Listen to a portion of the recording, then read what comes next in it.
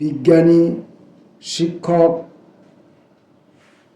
দেশপ্রেমিক, সমাজসেবক, মানবপ্রেমিক অধ্যাপক আচার্য প্রফুল্লচন্দ্র রায়ের রচিত আত্মচরিত থেকে আমরা অল্প অল্প করে পড়াশোনা করার চেষ্টা করছি। আমার নিজের ব্যক্তিগত শিক্ষা এবং সামর্থ্য অনুযায়ী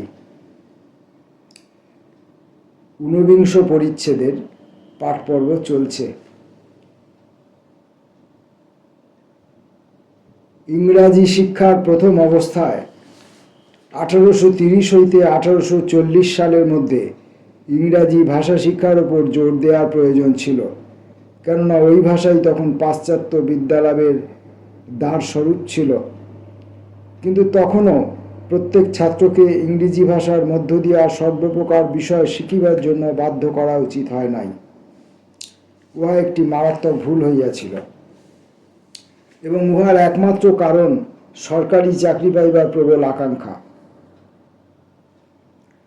1860 সালে চেকোস্লোভাকিয়াতে শিক্ষিত সমাজের মানসিক অবস্থা অনেকটা এইরূপ ছিল। ম্যাসারিকও একটি প্রসিদ্ধ জার্মান রচনাভঙ্গি শিক্ষা করিয়াছিলেন। তিনি যে এত আগ্রহের সঙ্গে জার্মান ভাষা শিক্ষার দিকে মন দিয়াছিলেন, উহা কতকটা তাহার প্রকৃতিবিরুদ্ধ বলিয়াই মনে হইতে পারে, কেননা অন্যদিকে আবার জেক জাতীয় ভাব তার মধ্যে বাড়িয়া উঠিতেছিল। কিন্তু ইহার মধ্যে বস্তুত বিরোধ কিছু নাই।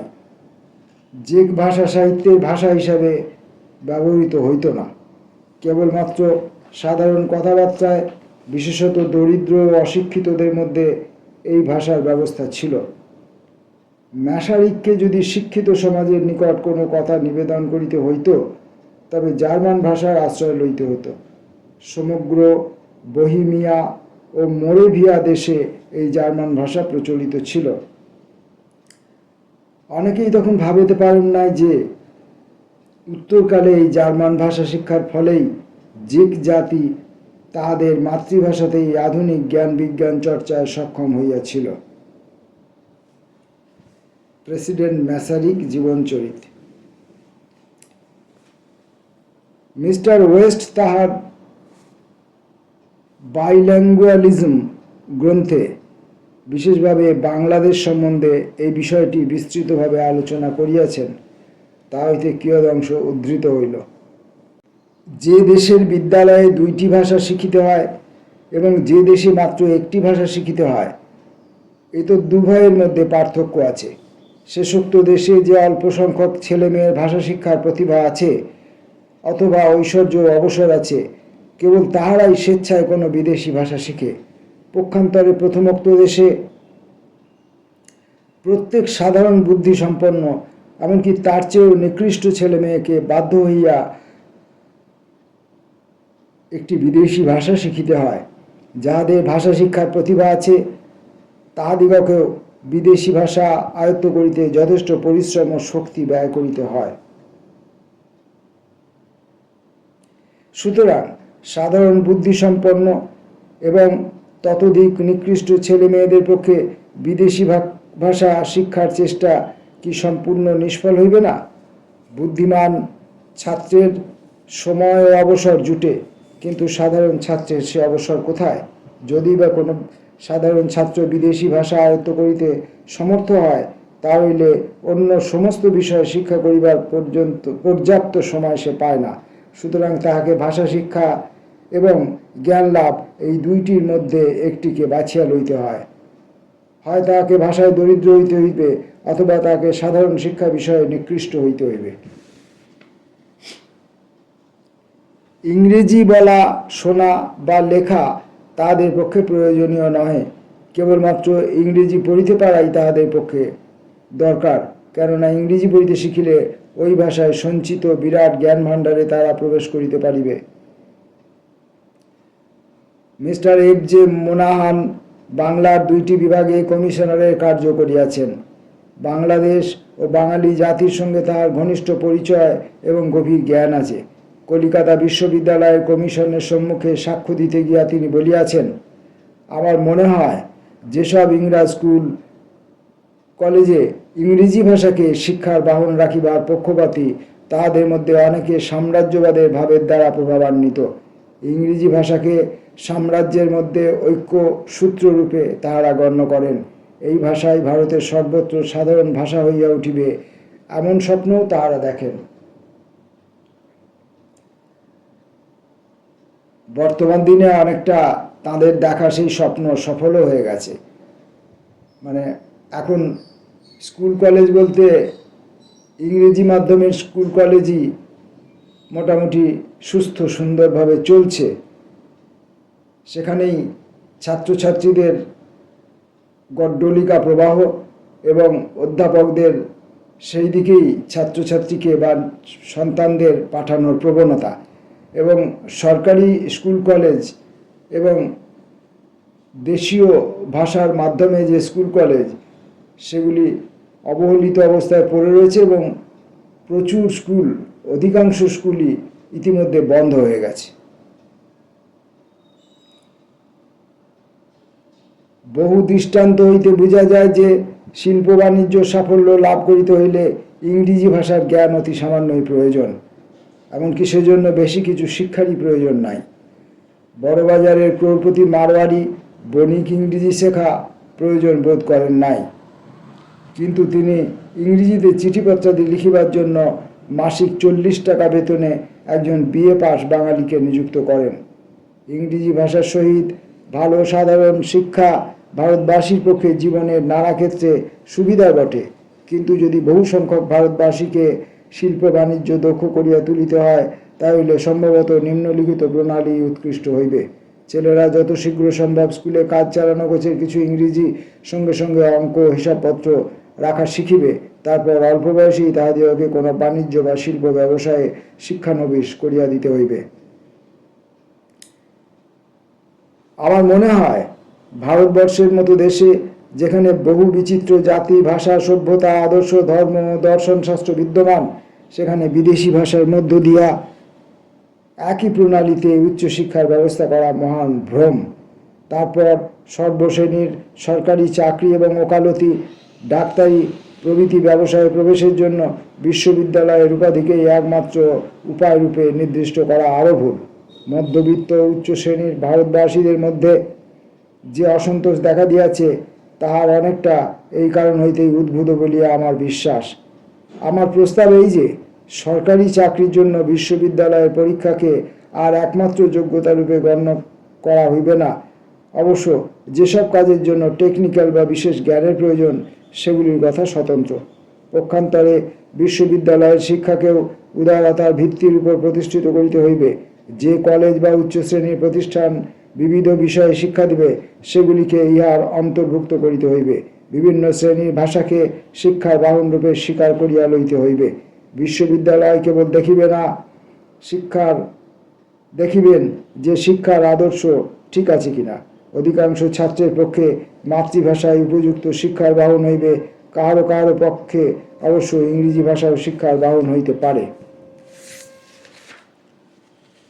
1926 সালে মহীশূর বিশ্ববিদ্যালয়ে উপাধি বিতরণের সময় আমি যে বক্তৃতা দিয়াছিলাম, তাহার কিয়দংশ এই প্রসঙ্গে উদ্ধৃত করিতেছি। ভারতে যে শিক্ষা প্রণালী বর্তমানে প্রচলিত, তাহা পরীক্ষা করিলে বলিতে হইবে আমাদের সর্বপ্রথম অপরাধ বিদেশি ভাষাকে শিক্ষার বাহন করা। আশ্চর্যের বিষয় এই যে, আমাদের শিক্ষার নীতি এই গুরুতর ভ্রম, যাহা আমাদের বুদ্ধি ও প্রতিভার বিকাশের পথ রুদ্ধ করিয়াছে, আমরা অতি অল্পদিন পূর্বেই আবিষ্কার করিয়াছি। আরও আশ্চর্যের বিষয় এই যে, এখনো পর্যন্ত আমাদের কোনো কোনো সুপরিচিত শিক্ষা ব্যবসায়ী মনে করেন যে ইংরাজি ভাষাকে দ্বিতীয় ভাষার শ্রেণীতে গণ্য করিলে তার ফল ঘোর অনিষ্টকর হইবে। যাহাতে কাহারও মনে কোনো ভ্রান্ত ধারণা না হইতে পারে, সেজন্য পরিষ্কার করিয়া বলা প্রয়োজন যে ইংরেজি বা অপর কোনো বিদেশি ভাষা শিক্ষার প্রতি আমি উপেক্ষা প্রদর্শন করিতেছি না। কেননা ওইসব ভাষা শিক্ষার ফলে জ্ঞানের নতুন দ্বার খুলিয়া যায়। শিক্ষিত ব্যক্তিকে প্রথমত সব বিষয়ে মোটামুটি জ্ঞান লাভ করিতে হইবে এবং মাতৃভাষার ভাষার সাহায্যেই এই শিক্ষা যত সম্ভব কম সময়ে উত্তম রূপে হইতে পারে। পাটিগণিত, ইতিহাস, অর্থনীতি, রাষ্ট্রনীতি, তর্কশাস্ত্র এবং ভূগোল মাতৃভাষার সাহায্যেই শিক্ষা করা যাইতে পারে। উচ্চতর শিক্ষার ভিত্তি প্রতিষ্ঠার ইহাই সর্বোৎকৃষ্ট উপায়। বাংলায় দ্বৈভাষিক শিক্ষা সম্বন্ধে বিশেষজ্ঞ জনৈক শিক্ষা ব্যবসায়ী এ বিষয়ে নিম্নলিখিত অভিমত আমার নিকট প্রেরণ করিয়াছেন।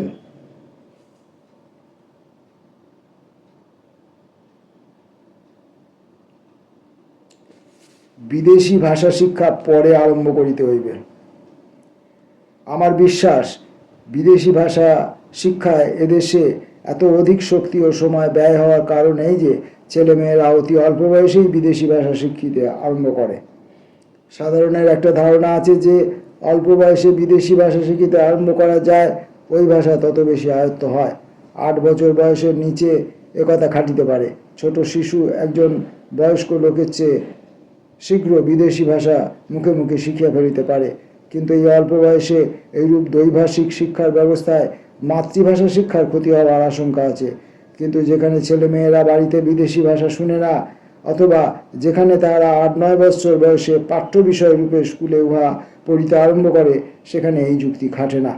বিদেশি ভাষা শিক্ষা আরম্ভ করিবার উপযুক্ত সময় 12 বছর হইতে 14 বছর বয়সের মধ্যে, কেননা ওই বয়সের ছাত্ররা প্রায় মাতৃভাষা আয়ত্ত করিয়া ফেলে, ব্যাকরণের মূল সূত্র জানিতে পারে এবং কোনো বিষয় অধ্যয়ন করিবার উপযুক্ত মনের বিকাশ তাহাদের হয়। বিশেষত 14 বছর বয়স হইলে বুঝিতে পারা যায় ছেলে মেয়েদের মধ্যে কাহাদের বিদেশি ভাষা শিক্ষার যোগ্যতা আছে অথবা ওই ভাষা শিক্ষার প্রয়োজনীয়তা আছে কিনা। বর্তমানে আমরা অসংখ্য ছাত্রকে ইংরেজি শিখাইয়া থাকি। উহাদের মধ্যে অনেকের পক্ষে এই ভাষা কোনো প্রয়োজনই লাগবে না, অনেকের ওই ভাষা আয়ত্ত করিবার মতো মেধা নাই। ছাত্র সংখ্যাও এত বেশি যে আমরা প্রয়োজনরূপ যোগ্য শিক্ষক পাই নাই, সুতরাং শিক্ষা ভালো হয় না। ক্লাসের ছাত্র সংখ্যার উপরে ভাষা শিক্ষা বহুল পরিমাণে নির্ভর করে। ছেলেমেয়েরা কথাবার্তার মধ্য দিয়ে ভাষা শেখে। যে ক্লাসে 60 জন ছাত্র আছে, সেখানে প্রত্যেক ছাত্র গড়ে 1 মিনিটের বেশি কথা বলিতে পারে না। উহাদের মধ্যে শিক্ষক যদি 8 মিনিট কথা বলেন, তবে প্রকৃতপক্ষে প্রত্যেক ছাত্র গড়ে 8 মিনিট কথা বলিতে পারে। আমার বিবেচনায় 25 জনের বেশি ছাত্র কোনো ক্লাসে থাকিলে বিদেশি ভাষায় কথাবার্তা বলার কোনো ভালো ব্যবস্থা হইতে পারে না, তাও যদি শিক্ষকের দক্ষতা থাকে। সেইরূপ লিখিতে অভ্যাস করিয়াই লেখা শিখে, কিন্তু ভুল সংশোধন ব্যতীত লেখার কোনো মূল্য থাকে না। ক্লাসের ছাত্র সংখ্যা যদি কম না হয় এবং ছাত্র নির্বাচনের ব্যবস্থা যদি না থাকে, তাহলে ছাত্রদের লেখা খাতা এত বেশি হয় যে তাহা সংশোধন করিবার সময় শিক্ষকের থাকে না। বিশেষত নিকৃষ্ট ছাত্রেরা এত বেশি ভুল লিখে যে তাহা সংশোধন করিতেই শিক্ষকের অনেক বেশি সময় অপব্যয় হয়। আমার বিশ্বাস, এদেশের শিক্ষা সংস্কারের একটা প্রথম ও প্রধান উপায় মাধ্যমিক স্কুল পরীক্ষার ব্যবস্থা করা। যে সমস্ত ছাত্র এই পরীক্ষায় উত্তীর্ণ হইবে, কেবল তাহাদিগকেই ইংরেজি বলিতে ও লিখিতে শিখানো হইবে।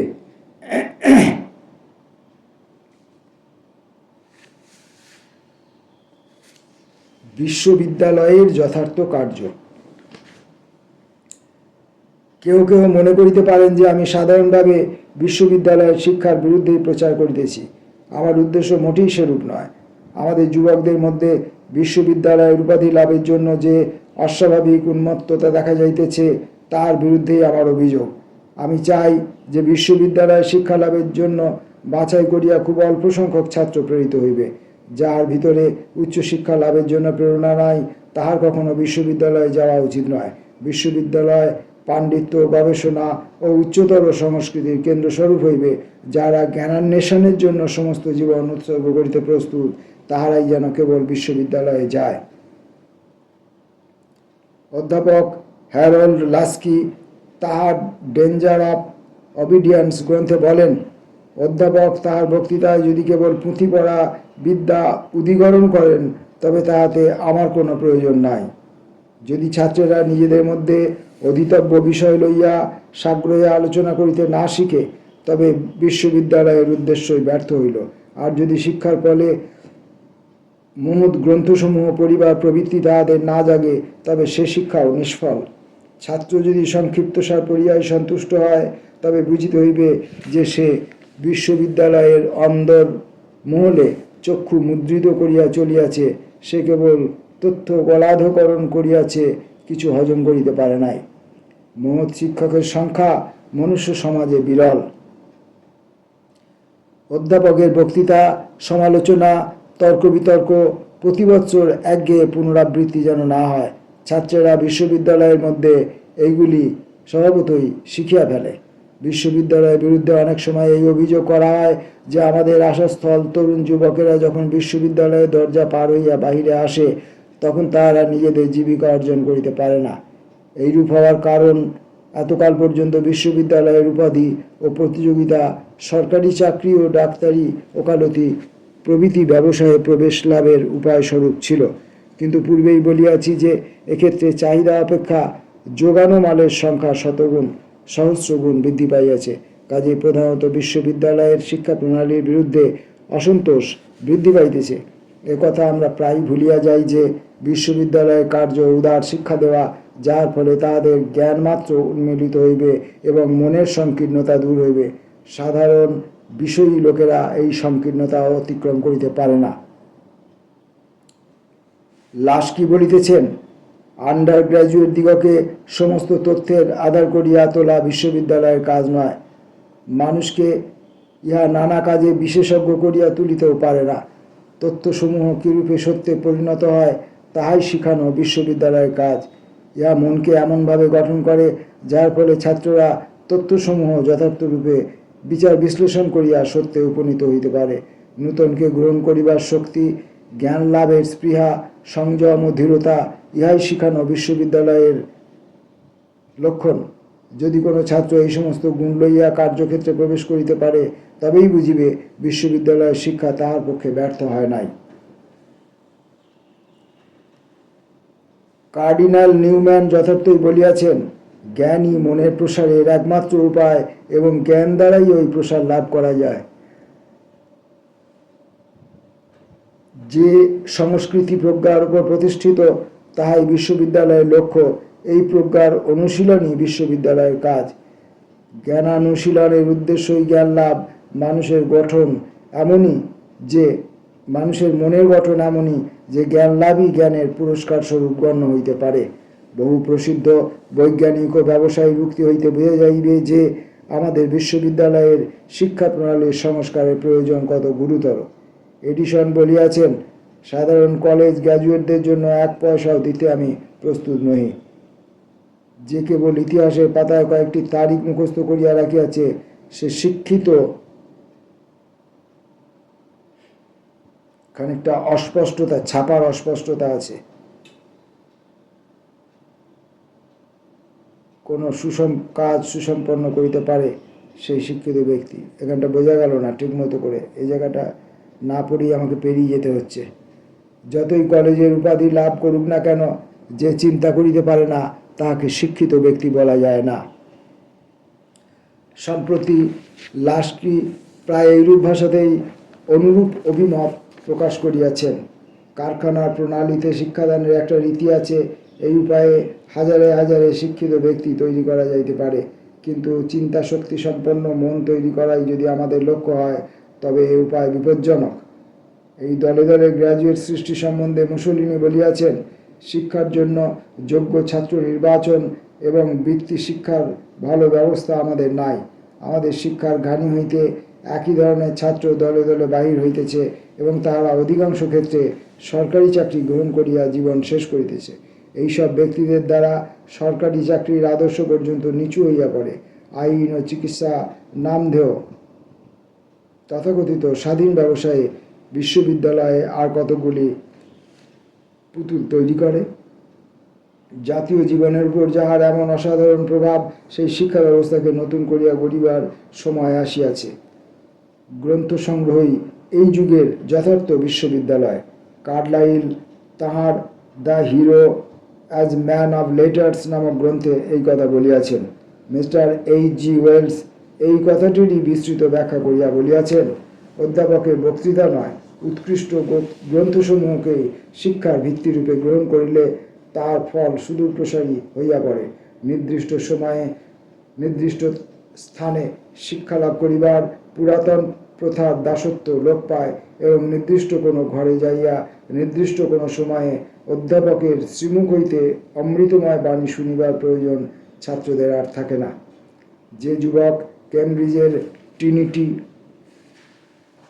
কলেজের সুসজ্জিত কক্ষে বেলা 11টার সময় পড়ে এবং যে যুবক সমস্ত দিন কাজ করিয়া রাত্রি 11টার সময় গ্লাসগো শহরে কোনো ক্ষুদ্র গৃহে বসিয়া পড়ে, তাহাদের মধ্যে আর কোনো প্রভেদ থাকে না। যদি উপযুক্ত আদর্শ সম্মুখে রাখিয়া চলে, তবে বিশ্ববিদ্যালয়সমূহ জাতির প্রভূত হিত সাধন করিতে পারিবে। স্ট্রিট তাহার প্রেসিডেন্ট ম্যাসারি গ্রন্থে এই ভাবটি বেশ পরিষ্কার রূপে ফুটাইয়া তুলিয়াছেন।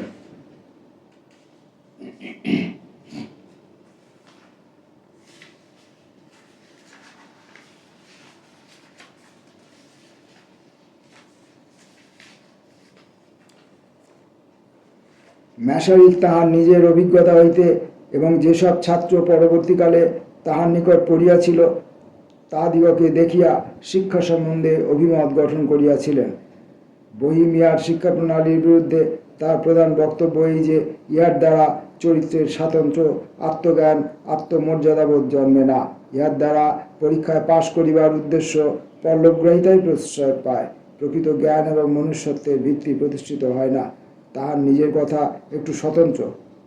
গৃহের প্রভাব হইতে দূরে থাকিয়া সোপার্জিত অর্থে তাহাকে জীবিকা নির্বাহ করিতে হইয়াছিল। তাহার ফলে স্বভাবতই তিনি স্বাধীনভাবে চিন্তা করিবার ক্ষমতা লাভ করিয়াছিলেন। কিন্তু অন্য যাহারা তাহার চেয়ে অধিকতর স্বাতন্ত্র্যের মধ্যে লালিত হইয়াছিলেন, ছাত্রজীবন তাহাদের চরিত্র গঠনে সহায়তা করে নাই। অর্থোপার্জন, কোনো নিরাপদ সরকারি চাকরি লাভ এবং পেনশন পাওয়ার নিশ্চয়তা, ইহা ভিন্ন ওইসব ছাত্রের মধ্যে আর কোনো উচ্চাকাঙ্ক্ষা ছিল না। ম্যাসারিক ইহার মধ্যে দেখিয়াছিলেন মৃত্যুভীতি এবং সংগ্রামময় জীবনের সম্বন্ধে একটা আশঙ্কা। সংক্ষেপে, যেসব গুণ থাকিলে জননায়ক হওয়া যাইতে পারে, তার সম্পূর্ণ অভাব।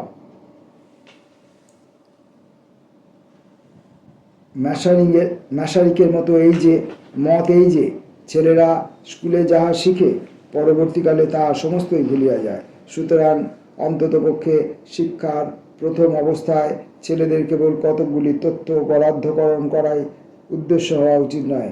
তাহাদের মনে এমন কৌতূহল জাগ্রত করিয়া রাখা উচিত যাহাতে তাহারা নিজেরাই তথ্য নির্ধারণে সক্ষম হইতে পারে।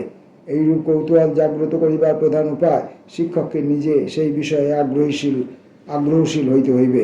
শিক্ষক রূপে ম্যাসারিংয়ের সাফল্যের কারণ বোধহয় এই যে তিনি যে বিষয়ে শিখাইতেন সেই বিষয়ে খুবই উৎসাহী ছিলেন।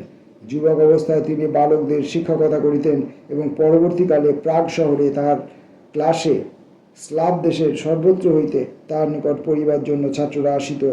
সকল ক্ষেত্রেই শিক্ষাদান কার্যে তিনি এইরূপ সাফল্য লাভ করিয়াছিলেন। একই ছাঁচে ঢালা, একই প্রকৃতির শত শত গ্র্যাজুয়েট সৃষ্টি করা তার লক্ষ্য ছিল না।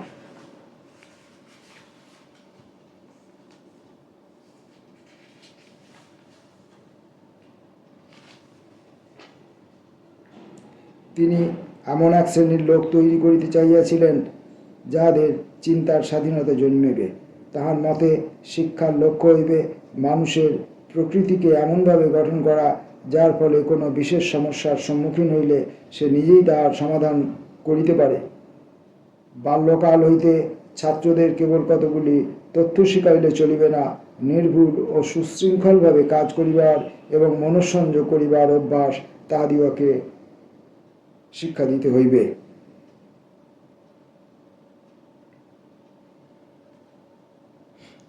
হার্বার্ট স্পেন্সার যথার্থই বলিয়াছেন, বিদ্যানুশীলনের জন্য পুস্তকের প্রয়োজনীয়তাকে খুব বেশি অতিরঞ্জিত করা হয়। প্রত্যক্ষভাবে লব্ধ জ্ঞান অপেক্ষা পরোক্ষভাবে লব্ধ জ্ঞানের মূল্য কম হওয়া উচিত এবং প্রত্যক্ষভাবে জ্ঞান লাভ করাই সঙ্গত। কিন্তু প্রচলিত ধারণা তাহার বিপরীতই বলিলেই চলে। ছাপা বইয়ের পাতা হইতে সংগৃহীত বিদ্যা শিক্ষার অঙ্গ বলিয়া গণ্য হয়, কিন্তু যে বিদ্যা জীবন এবং প্রকৃতির নিকট হইতে সাক্ষাৎভাবে লব্ধ তাহা শিক্ষার অঙ্গ বলিয়া বিবেচিত হয় না।